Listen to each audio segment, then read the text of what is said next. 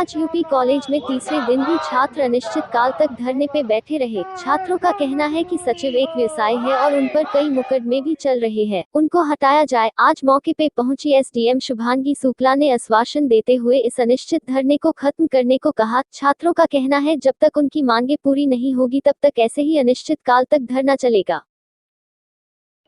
अपना परिचय दे दीजिए। मेरा नाम शिवम सिंह बाबू है। मैं पूर्व छात्र संघ महामंत्री रहा यहाँ से। लगातार 2 दिन से आप लोग धरना जारी किए हुए हैं, अब तक इस पे कोई कार्रवाई हुई या नहीं हुई? देखा जाए तो अब तक कोई कार्रवाई नहीं हुई है, जिसमें हमारी एसीएम 4 शुभांगी शुक्ला जी से बात हुई थी।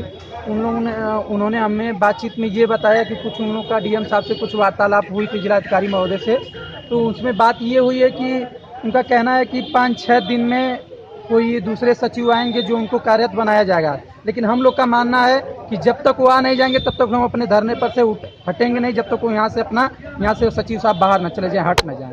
वैसे किस मांग को लेकर आप लोग सचिव को हटाने की बात कर रहे हैं? देखिए, हमारे कहीं न कहीं इस महाविद्यालय का नाम कहीं न कहीं देश और राज्य प्रदेश में एक पहले स्तर पर रखा जाता है और इस महाविद्यालय के सचिव कहीं न कहीं एक बड़े कोई न्यायाधीश होते हैं, कहीं ऐसे बड़े बड़े जो न्यायाधीश जो पढ़े आईपीएस रैंक के अधिकारी जो रिटायर होते हैं, जो न्यायाधीश होते हैं, कहीं न कहीं ऐसे रहे।